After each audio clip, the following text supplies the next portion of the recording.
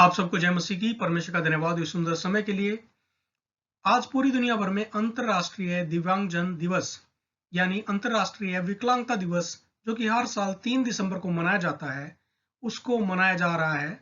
अब आप में से बहुत सारे लोग सोच रहे होंगे कि हम लोग तो मसीह लोग हैं, हम तो विश्वासी लोग हैं, हम लोग तो कलीसिया के पासबान या हम लोग कलीसिया के अगुवे हैं, तो हमारा इस विषय से क्या लेना देना। लेकिन बाइबल इस विषय में हमें क्या बताती है, यीशु मसीह में क्या बताना और सिखाना चाहते हैं, इसको आज हम लोग इस वीडियो के द्वारा जानेंगे और परमेश्वर के वचन और परमेश्वर के पवित्र आत्मा के द्वारा समझने का प्रयास करेंगे कि कलीसिया का, यीशु मसीह का वचन हमें क्या बताता है और कलीसिया का इसमें क्या भूमिका है। बाइबल हमारा आधार है और यीशु मसीह हमारा आदर्श है। हर एक बात को लेकर जब भी आपके दिमाग में कोई भी सवाल उठता है, तो हमेशा हमें उस सवाल का उत्तर बाइबल में ढूंढना है, क्योंकि परमेश्वर का वो जीवित वचन है। परमेश्वर का वचन हर बात का, हर प्रॉब्लम का, मानव की हर समस्या का समाधान बाइबल के अंदर पाया जाता है। और जब भी आप निराश हैं, हताश हैं, तो हमेशा यीशु मसीह की ओर देखिए कि यीशु मसीह, क्योंकि वो हमारा आदर्श है। तो हम लोग इस वीडियो में जानेंगे कि विकलांगता के बारे में यीशु मसीह और परमेश्वर का वचन बाइबल हमें क्या बताता और सिखाता है। यीशु ने बाइबल में सामाजिक और आत्मिक दोनों समस्याओं का समाधान किया। आज बहुत सारे लोग ऐसे हैं, बहुत सारी कलीसियां ऐसी हैं जो बोलती हैं कि हम लोग तो सिर्फ आत्मिक जो प्रॉब्लम है, आत्मिक जो समस्याएं हैं लोगों की, विश्वासियों की, सिर्फ उन तक ही सीमित हैं। लेकिन बाइबल में हम लोग जब यीशु मसीह को देखते हैं, तो यीशु मसीह ने लोगों की ना सिर्फ आत्मिक लेकिन उनकी सामाजिक जो समस्याएं थी उनका भी यीशु मसीह ने समाधान किया। और हर एक कलीसिया की, हर एक विश्वासी की, हर एक मसीह व्यक्ति की ये जिम्मेवारी है कि हम लोग लोगों की ना सिर्फ आत्मिक लेकिन उनकी सामाजिक जो समस्याएं हैं उनका भी समाधान परमेश्वर के वचन के द्वारा करें। चाहे बात 10 कोड़ियों की चंगाई की, हम लोग देखते हैं यीशु मसीह के पास 10 कोड़ी आए और यीशु मसीह ने उन 10 कोड़ियों को चंगा किया। दयालु सामरी की कहानी यीशु मसीह ने जो बताई, जहां पर एक घायल व्यक्ति था जिसको डाकुओं ने लूट लिया और उसको मारा पीटा और घायल जब वो पड़ा था, तो दयालु सामरी ने उसके ऊपर दया दिखाई और दया दिखाकर उसका, उस घायल व्यक्ति का इलाज कराया। तो यहाँ पर हम लोग देखते हैं कि उसका इलाज कराने के बारे में बाइबल बताती है। बीमार, अंधे और बहुत सारे लोग, लंगड़े लोग थे, उनके ऊपर यीशु मसीह ने तरस खाकर उनको चंगा करने के बारे में बताया और उनको चंगाई दी। यीशु मसीह ने 5,000 की भीड़ को भोजन कराया। हम लोग इस बात को भी बाइबल के अंदर पाते हैं। तो भोजन कराना जो कि उनकी आत्मिक आवश्यकता नहीं थी, लेकिन यीशु मसीह ने उनकी शारीरिक जो भूख थी उसको भी उन्होंने एड्रेस किया, उसका भी उन्होंने समाधान किया। विधवाओं की शुद्धि लेना बाइबल में उसके बारे में बताया गया है। 12 साल से जिस स्त्री को लहू बहने का रोग था उसको, और जो समाज से जो तिरस्कृत या बहिष्कृत उसका जो जीवन था, यीशु मसीह ने उसको चंगाई दी और उसको फिर से समाज के अंदर उसको चंगा करके उस स्त्री को जो सम्मान उसका खो गया था, वो सम्मान उसको वापस लौटाया। और साथ में हम लोग देखते हैं जो समाज के अंदर सामरी स्त्री, जिसको समाज के अंदर तुच्छ जाना जाता था, उसको यीशु मसीह ने सुसमाचार सुनाया और उसका जीवन परिवर्तित हो गया। और उसको यीशु मसीह ने पहली सुसमाचार जो प्रचारिका करके उसको जिम्मेवारी दी और वो अपने गांव में पहली सुसमाचार प्रचारिका बन गई। तो बाइबल में हम लोग दोनों बातों को पाते हैं, सामाजिक और आत्मिक। इन दोनों एरिया के अंदर, इन दोनों क्षेत्रों के अंदर मसीह और कलीसिया का बहुत ही महत्वपूर्ण योगदान इतिहास में रहा है। और आज, लेकिन आज बड़े दुख की बात है कि बहुत सारी कलीसियाएं सिर्फ आत्मिक बातों के ऊपर ध्यान देती हैं, लेकिन सामाजिक जो कार्य है वो उन्होंने गैर सरकारी संस्थाओं के ऊपर छोड़ दिया। और गैर सरकारी जो संस्थाएं हैं वो सिर्फ सामाजिक जो समस्याएं हैं उनके ऊपर ध्यान देती हैं। उन्होंने आत्मिक बातों को साइड में छोड़ दिया कि वो कलीसिया की जिम्मेवारी है। क्या आप जानते हैं कि बाइबल में कुछ ऐसे योद्धा हुए जिन्होंने अलग अलग तरह की विकलांगता का अनुभव किया था? आज कुछ ऐसे ही महान योद्धा जिनका बाइबल में, जिनके बारे में बताया गया है, जिनके बारे में हम लोग अक्सर जानते हैं, लेकिन उनकी विकलांगता के बारे में बहुत कम बताया जाता है या सिखाया जाता है। आप में से हम सब लोग जानते हैं कि इसहाक, याकूब और मूसा, और सबसे ताकतवर जो शिमशोन था, इनकी ताकत के बारे में हम लोग जानते हैं। अब्राहम, इसहाक और याकूब का परमेश्वर, जो यहूदी लोग हैं, वो इस तरीके से परमेश्वर से प्रार्थना करते हैं। और मूसा, जिसने इज़राइल के लोगों को मिस्र से परमेश्वर की सामर्थ के द्वारा मिस्र की बंधुआई से, फिरौन की गुलामी से उनको छुड़ाया, और उनको वो 40 वर्ष तक जंगल में उन लोगों की अगुवाई करता रहा, और उसके द्वारा परमेश्वर ने महान काम किए। लाल समुद्र को 2 भाग कर दिया और वो लोग लाल समुद्र से वो पार होकर आ गए। तो ऐसे महान जो लोग हैं, इसहाक के बारे में हम लोग जानेंगे, याकूब के बारे में जानेंगे, मूसा के बारे में और सिमसोन के बारे में जानेंगे। इसके साथ हम लोग यीशु उनके लिए रुक गए। ऐसे जो बहुत सारे ऐसे बाइबल के अंदर उदाहरण हैं जहां पर जो विकलांग लोग थे, अपनी विकलांगता को लेकर यीशु मसीह को उन्होंने पुकारा और यीशु मसीह उनके लिए रुक गए और चेलों ने उनको चंगाई दी। आइए हम लोग इस विषय को और आगे गहराई से जान। उत्पत्ति उसका 27 अध्याय उसका 1 वचन। जब इसहाक बूढ़ा हो गया और उसकी आंखें ऐसी धुंधली पड़ गई कि उसको सूझता न था, तब उसने अपने जेठे पुत्र एसाव को बुलाकर कहा, हे मेरे पुत्र। उसने कहा, क्या आज्ञा। और हम लोग बाकी आगे की कहानी को जानते हैं कि कैसे जो एसाव को जो आशीष मिलनी चाहिए थी, वो आशीष धोखे से और परमेश्वर की योजना के अनुसार याकूब को मिल गई। हम लोग यहाँ पर इस बात को पाते हैं। अब यहाँ पर हम लोगों ने इस बात को देखा कि इसहाक बूढ़ा हो गया और उसकी आंखें ऐसी धुंधली पड़ गई कि उसको सूझता न था। अब आप में से बहुत सारे लोग बोलेंगे कि बुढ़ापे में तो आंखें धुंधली पड़ ही जाती हैं। एक और दूसरा उदाहरण हम देखते हैं, व्यवस्था विवरण उसका 34 अध्याय और 7 वचन। मूसा अपनी मृत्यु के समय 120 वर्ष का था, परंतु न तो उसकी आंखें धुंधली पड़ी और न उसका पौरुष घटा था। तो मूसा के जीवन में हम लोग देखते हैं कि उसकी मृत्यु के समय 120 साल की उसकी आयु थी और उसकी आंखें धुंधली नहीं पड़ी थी, ना उसकी ताकत कम हुई थी।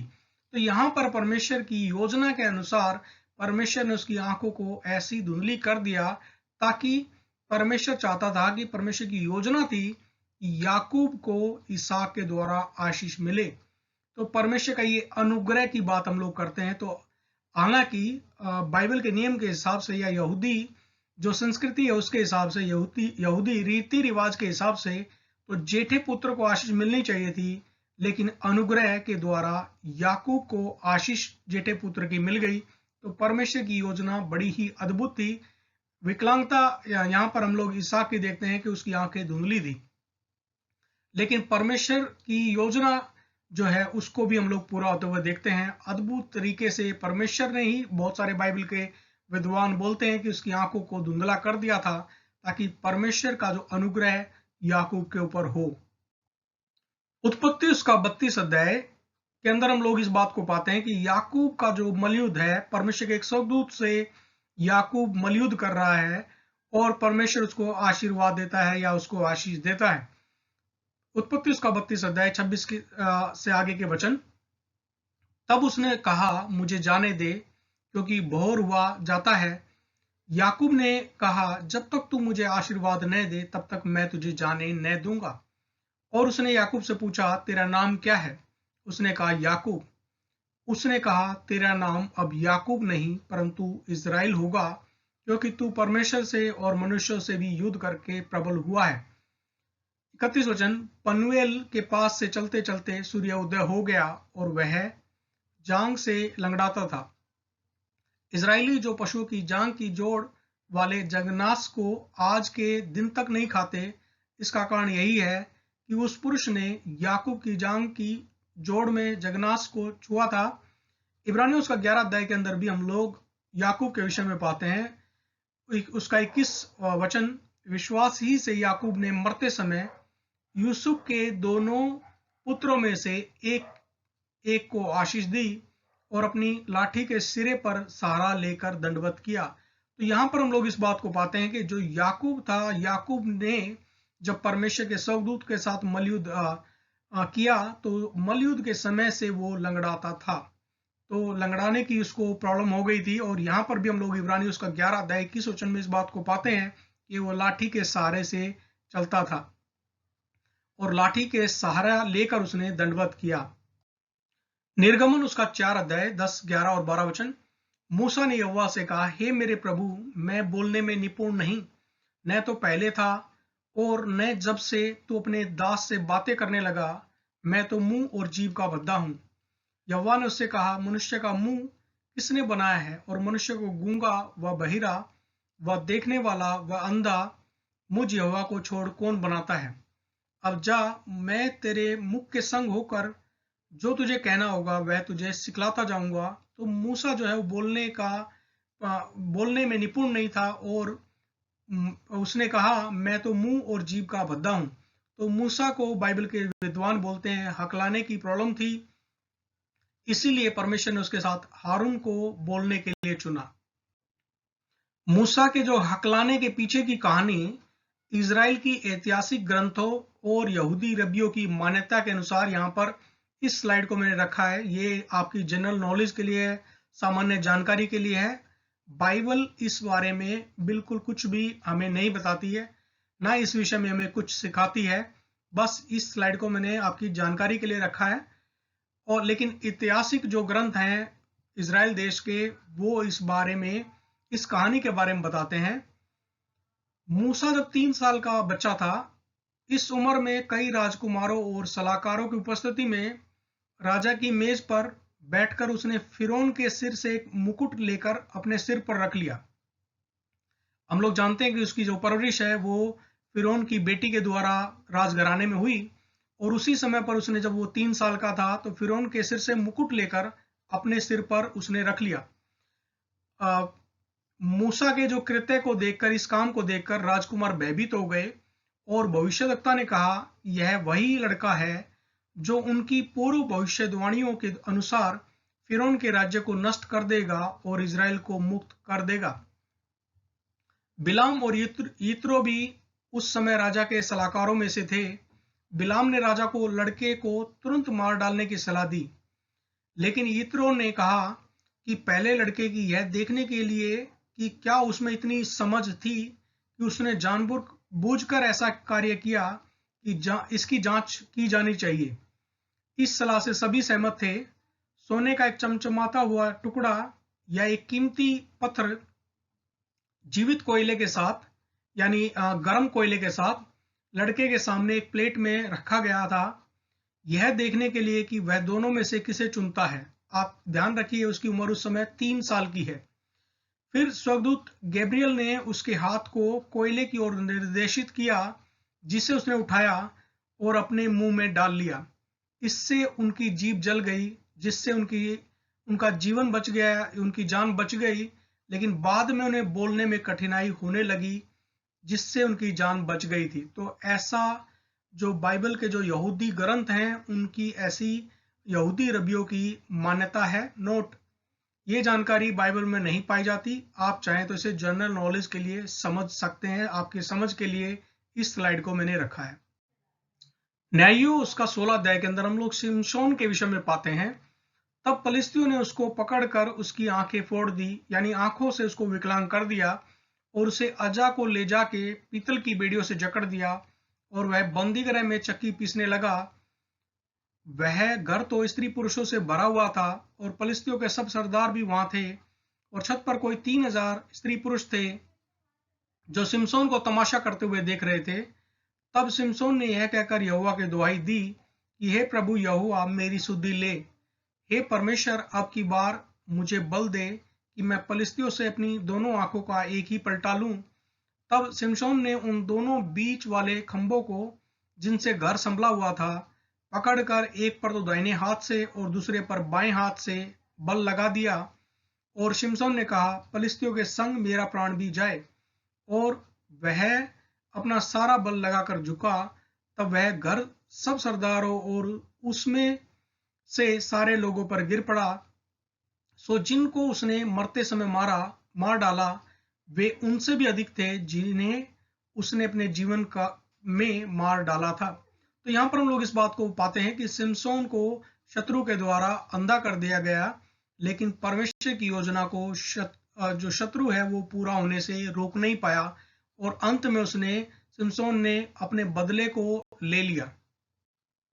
दूसरा शमूएल उसका 9 अध्याय 1 से आगे के वचन। दाऊद ने पूछा, क्या शाऊल के घराने में से कोई अब तक बचा है जिसको मैं योनातन के कारण प्रीति दिखाऊं? और हम लोग जानते हैं कि दाऊद का जो है मित्र है योनातन, और योनातन और शाऊल उस समय मर चुके हैं। तीसरा वचन, राजा ने पूछा, क्या शाऊल के घराने में से कोई अब तक बचा है जिसको मैं परमेश्वर की सी प्रीति दिखाऊं? दाऊद बोल रहा है, जिसको मैं परमेश्वर की सी प्रीति दिखाऊं। सीबा ने राजा से कहा, हाँ, योनातन का एक बेटा तो है जो लंगड़ा है। राजा ने उससे पूछा, वह कहाँ है? सीबा ने राजा से कहा, वह तो लोदबार नगर में अमीएल के पुत्र माकीर के घर में रहता है। जब मप्पी बोशेत, जो योनातन का पुत्र और शाऊल का पोता था, दाऊद के पास आया, तब वह मुंह के बल गिर के दंडवत किया। दाऊद ने कहा, हे मप्पी बोशेत। उसने कहा, तेरे दास को क्या आज्ञा? दाऊद ने उससे कहा, मत डर, तेरे पिता योनातन के कारण मैं निश्चय तुझको प्रीति दिखाऊंगा, और तेरे दादा शाऊल की सारी भूमि तुझे फेर दूंगा, और तू मेरी मेज पर नित्य भोजन किया कर। और मप्पी बोशेत यरूशलेम में रहता था, क्योंकि वह राजा की मेज पर नित्य भोजन किया करता था, और वह दोनों पांव का पंगुला था। तो यहाँ पर हम लोग एक बहुत ही सुंदर इस घटना को देखते हैं कि दाऊद और योनातन की बहुत अच्छी मित्रता है, लेकिन शाऊल जो योनातन का पिता है, शाऊल हमेशा दाऊद को मारने के हमेशा फिराक में रहता है कि कैसे दाऊद को वो मार डाले। और यहाँ पर दाऊद चाहता तो योनातन के पुत्र को मार सकता था, आसानी से मार सकता था, लेकिन उसने उसको मारा नहीं, उसके ऊपर दया दिखाई। तो यहाँ पर हम लोग इस बात को देखते हैं कि शत्रु के पोते के ऊपर दाऊद क्या करता है? अनुग्रह दिखाता है। और हम लोग भी इस बात को जानते हैं कि यीशु मसीह को ग्रहण करने से पहले हम लोग परमेश्वर के शत्रु थे। बाइबल इस बारे में बताती है कि हम तो परमेश्वर के विरोधी थे, हम तो परमेश्वर के शत्रु थे, लेकिन यीशु मसीह के कारण हमारे ऊपर अनुग्रह हुआ है। और आज परमेश्वर जो है यीशु मसीह के कारण आपसे, मुझसे और पूरी दुनिया से प्रेम करता है। नए नियम की कुछ घटनाएं जहां पर हम लोग यीशु मसीह को देखते हैं। यीशु द्वारा जो अंधों को दृष्टिदान, मत्ती उसका 9 अध्याय 27, 28, 29 वचन। जब यीशु वहां से आगे बढ़ा तो दो अंधे उसके पीछे यह पुकारते हुए चले, हे दाऊद की संतान, हम पर दया कर। जब वह घर में पहुंचा तो वे अंधे उसके पास आए, और यीशु ने उनसे कहा, क्या तुम्हें विश्वास है कि मैं यह कर सकता हूं? उन्होंने उससे कहा, हाँ प्रभु। तब उसने उनकी आंखें छूकर कहा, तुम्हारे विश्वास के अनुसार तुम्हारे लिए हो। यूहन्ना उसका 9 अध्याय 1 और 2 और 3 वचन। फिर जाते हुए उसने यानी यीशु ने एक मनुष्य को देखा जो जन्म का अंधा था, और उसके चेलों ने उससे पूछा, हे रबी, किसने पाप किया था कि यह अंधा जन्मा, और इस मनुष्य ने या इसके माता पिता ने? यीशु ने उत्तर दिया, न तो इसने पाप किया था न इसके माता पिता ने, परंतु यह इसलिए हुआ कि परमेश्वर के काम उसमें प्रकट हों। कई बार हम लोग भी चेलों के समान ऐसा हम लोग दोषारोपण लगाते हैं कि शायद इस व्यक्ति ने कोई पाप किया होगा, या इसके माता पिता ने कोई पाप किया होगा, या इसकी पीढ़ी में किसी पूर्वजों ने पाप किया होगा। वो काम आपका और मेरा नहीं है, कलीसिया का नहीं है, विश्वासियों का नहीं है। हमें उन व्यक्तियों को परमेश्वर के हाथों में सौंपना है, और परमेश्वर से उनके लिए प्रार्थना करनी है। जज करने का काम सिर्फ परमेश्वर जानता है।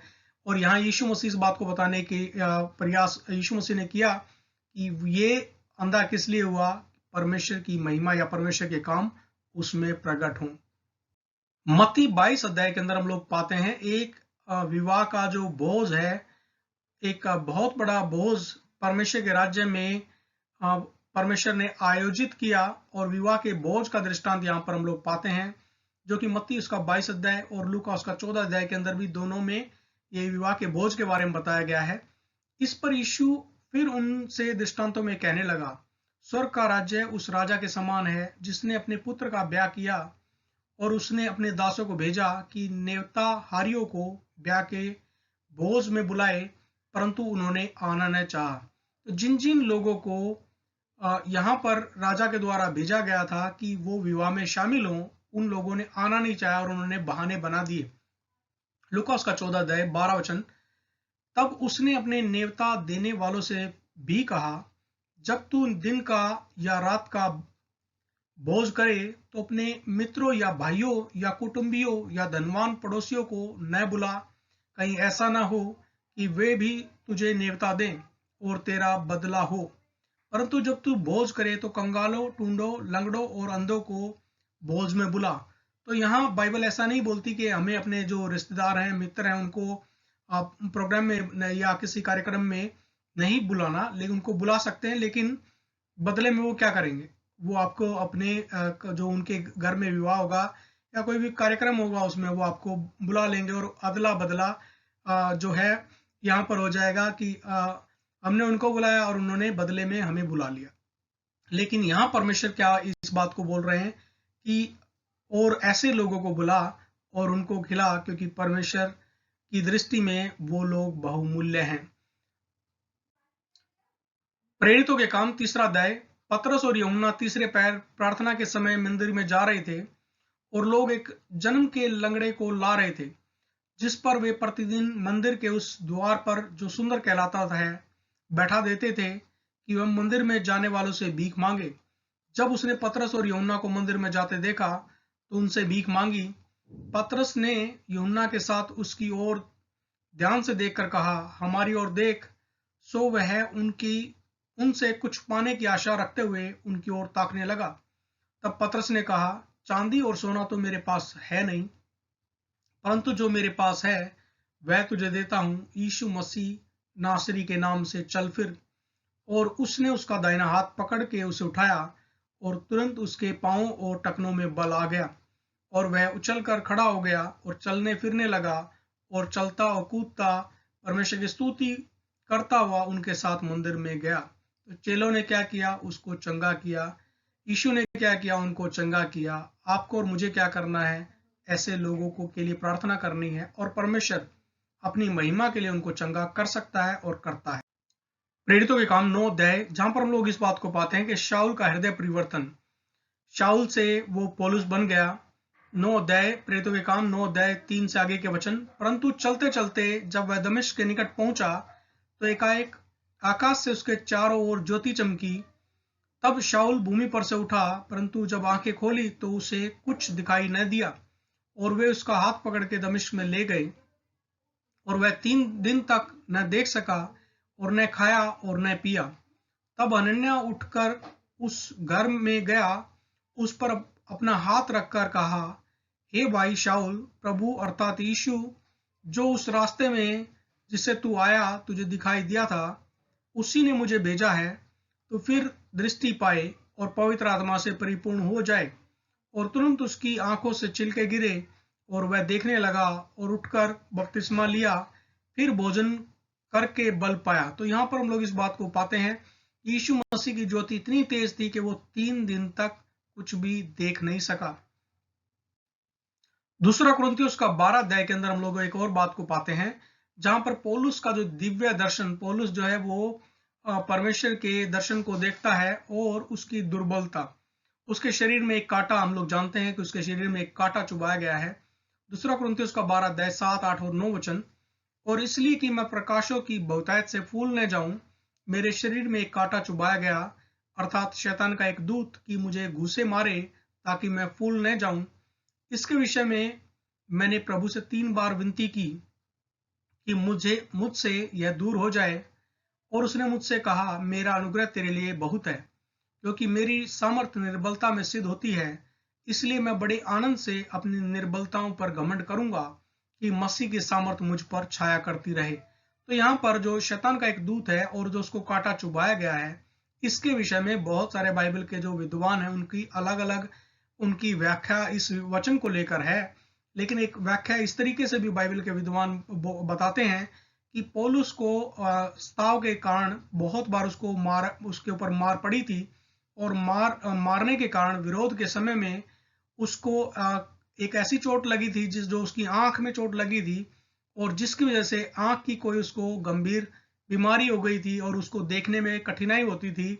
और उस वजह से उसने प्रभु से 3 बार प्रार्थना की और यहाँ पर लिखा है जो शैतान का दूत, और ये दूत और कुछ नहीं, कुछ लोग बोलते हैं कि उसके अंदर कोई विकलांगता थी, कोई कमजोरी थी, लेकिन बाइबल के अधिकतर जो विद्वान हैं वो ऐसा बताते हैं कि उसकी आंख में जो चोट लग गई थी उसके लिए उसने विनती की कि परमेश्वर उसको, यीशु मसीह उसको चंगाई दे, लेकिन यीशु ने उसको कहा मेरा अनुग्रह तेरे लिए काफी है। परमेश्वर के वचन को हमेशा याद रखें। हर एक दिव्यांगजन को या विशेष जो योग्यजन हैं या विकलांग लोग हैं उनको हमेशा सम्मान दें और उन्हें सामाजिक कार्यक्रमों में शामिल करें। उन्हें उनके नाम से पुकारें, उनकी विकलांगता के कारण नहीं, ना कि उनकी विकलांगता के द्वारा। उन्हें समान अधिकार दें, उनके ऊपर कोई दोष ना लगाएं, उनके साथ कोई भेदभाव न करें और न भेदभाव होने दें। अगर आपको आशीष मिली हो और आप ऐसी वीडियो पाना चाहते हैं तो YouTube चैनल को लाइक, शेयर, सब्सक्राइब करना न भूलें। परमेश्वर आपको और आपके परिवार को बहुतायत से आशीष दे। जय मसीह की।